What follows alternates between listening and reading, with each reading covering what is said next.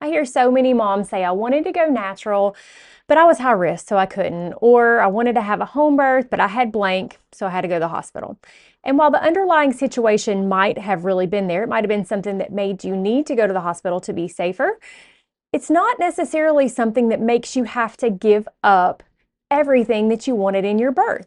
If this sounds like you right now, or you find that it sounds like you in the future, understand that just because you have something going on that causes them to label you high risk doesn't mean that you have to give up and give in to all of the interventions. Today, we're going to talk about what that looks like and how to navigate it. Let's go. Are you a Christian woman yearning for a beautiful, joyful pregnancy and birth with a focus on God, not medical tests? Are you worried the birth you want isn't possible and you're tired of being treated like an accident waiting to happen? Hey Mama, I'm Lori, host of Your Birth God's Way. I'm a certified nurse midwife now, but I wasn't always. After working for nearly 20 years in the broken maternity system, I too was in your shoes wondering how I could have the birth I wanted and that I felt God meant for me to have. I found a secret that has actually been known since the beginning of time.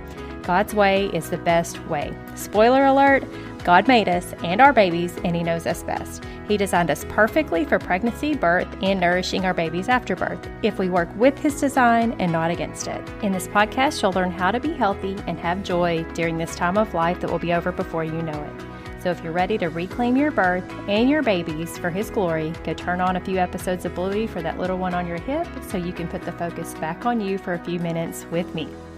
There are so many things that it seems are out there that can land you in that dreaded high risk category. You know what I think about that. If you've been listening to this podcast for any length of time, you know what I think about the whole low risk, high risk label. It's just a label. But it's the world we live in. And so it's also the world that we need to know how to navigate and deal with in case you're somewhere else, maybe where there's no access to more nuanced care, where somebody is actually going to think this through and not just call you high risk and put all the things on you, right? We need to figure out how to work our way through the system in a way that we don't give it all up. Okay. Because I know if you're listening to this podcast, there's probably a lot of natural things that you're really wanting for your pregnancy and for your birth. And that is wonderful. And I want you to know that just because you get a label of high risk on something doesn't mean that really most of it has to go out the window. There may be a few things you have to compromise on for your safety and for your baby's safety, but not everything. Let's say you have a pre-existing condition, something like a heart condition, maybe that you've had your whole life, or asthma or diabetes or a thyroid condition. Or maybe you've got a specific prenatal situation like preterm labor, multiple gestations, dates not matching up with your baby's size, how it's measuring, maybe some abnormal labs. There's all kinds of things out there that can end you up with this high risk label. And some of those things can change your birth location and plan. That's the truth. And usually, honestly, it's for your good because there's perhaps a higher level of monitoring that you need for some certain situation that exists. But I want you to understand that it doesn't automatically mean you have to throw that proverbial baby out with the bathwater. Remember, no is still an answer. Remember that they are the medical professionals. They get to assess the situation, make recommendations, and make those recommendations based on their knowledge and their experience and their opinions, based on what they've seen in their career. That's all good. That's needed. But you are the one who decides. You are going to need to be reasonable and you're going to need to be balanced, yes. And you want to be reasonable and balanced because you don't want to make a decision that's unsafe, but you also don't want to be fear-mongered out of having the type of birth that you want in any way possible. You don't have to give in to everything. Let me give you an example. Let's say your blood pressure is high and you're either at term or close to term, and they decide they want to induce you. They are worried about the dangers of preeclampsia, which is understandable. I'm not going to go through whether you have preeclampsia or how to diagnose all that here. We're just going to go with this being a situation in case you encounter it. So you are being encouraged to have an induction because of your blood pressure. You don't want to be induced because you want to labor naturally, and you know that induction makes it more difficult to do that, if not impossible. Now, you could agree to go in, and you could maybe ask them to do a slow induction instead of just all out throwing everything at you to try to really, really get you into labor. You could ask for them to not increase the rates of Pitocin as fast as they might usually do it, so that it is more closely mimicking what your body would do on its own. You might ask, even instead of doing Pitocin, if they would first let you start with breast stimulation with a pump or yourself. Usually a pump is more effective, instead of the medications, maybe even while at the hospital, because that way they're able to see you, monitor you, make sure that your pressure is not getting too high, while also allowing your body to have the chance to try to go into labor on its own. You might even ask if you could do either of those for a period of time and then come off of doing those things and go for a walk to see if maybe your body will pick up on the signal you're giving it and go on into labor without additional medications or without additional pumping. High blood pressure does tend to be an indication where they really want to get things going fast because, like I said, preeclampsia can be dangerous. But you can also ask them something like, hey, could I have a couple of days to really work on my blood pressure with dietary changes? Now, understand they're going to balk at this because they don't really think that it's possible. But you could just ask them, can I have a couple of days to monitor it? I'm going to really work on my diet and see if anything happens. And you can tell them, I'm going to monitor my blood pressure regularly. If anything gets out of whack, I'll let you know. But you want to give yourself a little cushion to go home and read and absorb the website for the brewer diet, which I'm going to put down below, and then just dive into it and do all of it, because that has been known to reverse preeclampsia for some people. And so that'll give your body a good chance to reverse the process while you're given that little cushion. Now, again, they're not going to like that. And if your symptoms and your blood pressure are too high and too severe, that might not be a good option. But if we're in the early stages, this is something you can work on. And while on the topic, let me just say that you should check out the brewer diet long before you have blood pressure issues to try to prevent them. So go check out that link that I'm going to put in the description below so that you can see what I'm talking about. You might also ask them, can you try some natural induction methods that maybe your midwife can suggest to you to try to get labor nudged into working on its own, like I said before. A lot of times when you have things going on that are outside of normal, your body kind of senses and knows that, hey, yeah, it's time to go ahead and have this baby. And so sometimes these things will nudge you in that direction and get things going. There are all kinds of things that are possible, and these are just a few ideas. I'm just trying to get you to think outside the box so that maybe you don't have to throw out your entire birth plan.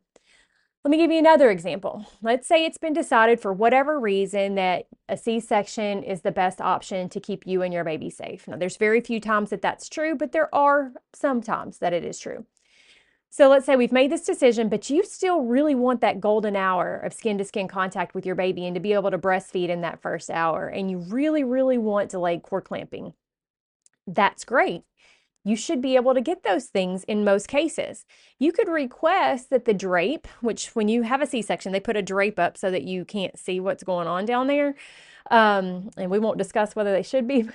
It's just the way it is. Some places they actually have them now that have little windows in them, but not all places have that. But you can request that that drape be moved down further away from your face, that your gown be moved down, and that your baby be put directly against your skin with their skin, not wrapped up in a swaddle, but with their skin. And then have your husband help to keep the baby secure to make sure the baby doesn't fall. You can even request delayed cord clamping. Now, they're probably going to say that they're worried if they do that, that your infection risk is going to go up. That may be valid, but remember, there's a lot of surgeries that last a whole lot longer than a C-section. I mean, a C-section from cut time to being completely done and sewn up is usually somewhere around 30 minutes. There's a lot of surgeries that are open for a lot longer than that. So giving you 30 seconds, a minute, minute and a half, 2 minutes to give that placenta the time to pump that baby's blood back to the baby, it's really not going to increase your risk that much. So you can ask them if they would allow that. Again, they're not going to love it. Most doctors are going to really push back on that. But if you're the one taking on the risk of the infection, then it ought to be something they would entertain. Beyond that, they're probably going to be giving you antibiotics anyway. So your increase or the infection risk is going to be mitigated by the fact that they're giving you antibiotics regardless. on that topic, ask them not to give the antibiotics until the cord is cut, so that only you get the antibiotics and not your baby. That way that the baby's not starting out having its microbiome being impacted by those antibiotics. Again, another thing that you can ask is that the baby stay with you and not be taken to the nursery. Again, they are not going to like that. But remember, it is your baby, not theirs.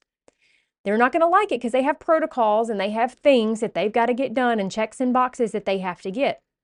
I was recently in a C-section where they needed to take the baby to the warmer to do some suction, and that was valid. They really just weren't set up to do pretty much any of the things I've mentioned here. So as they take the baby over there, I understand that first step of wanting to make sure that the baby doesn't suck the meconium into their lungs. That's all fine. In this case, for those of you who are thinking, oh, but all meconium doesn't need to be suctioned, this one did. It was the worst meconium situation I've ever seen. So that's all fine and good. But then after that was all done, they continued wiping the baby off, measuring the baby, weighing the baby, doing all of the things, all of them. And I wasn't happy with how long they were keeping that baby over there. They were doing measurements, like I said, they were doing everything. So I asked them why they couldn't wait and do that stuff later. They told me they could not admit the baby into their computer system until all those things were done, because I guess they have to enter them in as they go. So think about that. To that, if I was the mama, I would have said something like, oh, well, your computer can wait. This time with my baby can't be replaced. But of course, this was, a little bit of a difficult situation. We didn't really know this was all going to be happening. In the moment, it's hard to advocate for that. So this is why these are good things to think about and discuss before the C-section is done when it's not emergent.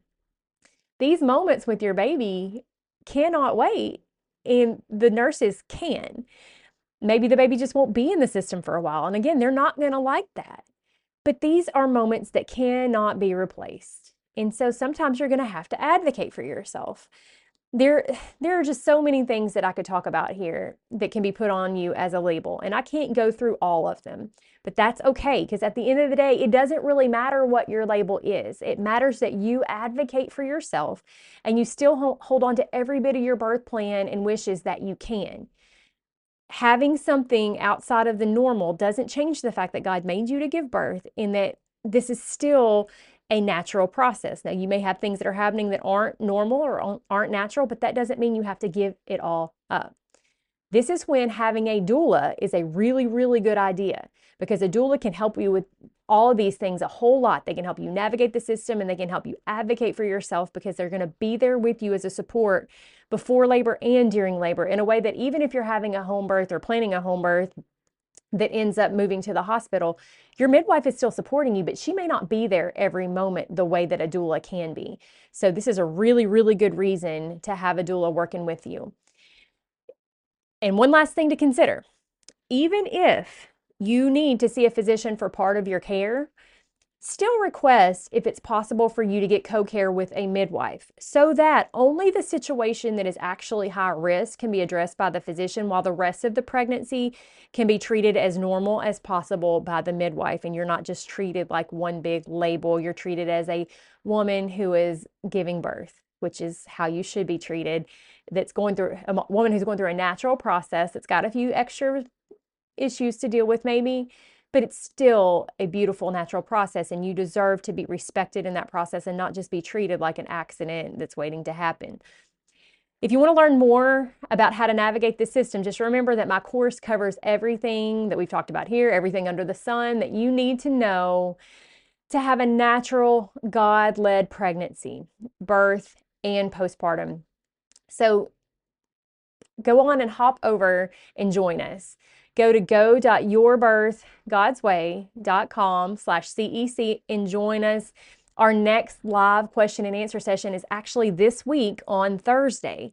So if you get signed up before then, you'll get to join me. Again, that's go.yourbirthgodsway.com/CEC. I would love to see you there for the next class. Like I said, we cover everything that you need to know. And so you can know how to navigate these situations even better, even more thoroughly.